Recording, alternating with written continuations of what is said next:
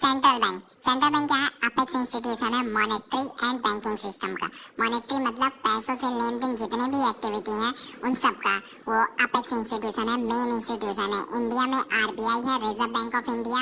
Function होता है central bank के, पहला है बैंक ऑफ इशू, जितने भी करेंसी हैं सिवाय ₹1 के नोट के वो सेंट्रल बैंक ही छापता है। जितने भी करेंसी होते हैं उनको सेंट्रल बैंक ही इशू करता है। दूसरा है बैंकर टू गवर्नमेंट। गवर्नमेंट के जितने भी सिक्योरिटीज होते हैं उनको सेल और परचेज सेंट्रल बैंक के द्वारा ही किया जाता है।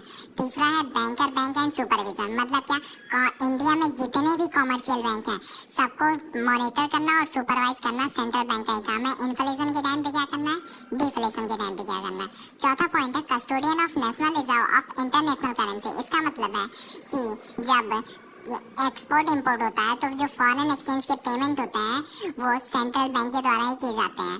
पांचवा पॉइंट है क्लियरिंग हाउस फंक्शन। इसका मतलब है सेंट्रल बैंक जब कॉमर्शियल बैंक के पास एक्सेस मनी हो जाता है लोन के अलावा तो वो कॉमर्शियल बैंक सेंट्रल बैंक को दे देता है और उससे वो इंटरेस्ट कमाता है। और लास्ट पॉइंट है, छठवां पॉइंट है लेंडर ऑफ लास्ट रिजॉर्ट। मतलब ये कॉमर्शियल बैंक के पास जब अपने फाइनेंशियल रिक्वायरमेंट से फेल हो जाता है वो मीट करते हैं। मतलब ये है कि कॉमर्शियल बैंक को जब फाइनेंशियल रिक्वायरमेंट होती है तब वो सेंट्रल बैंक के पास जाता है और उससे लोन लेकर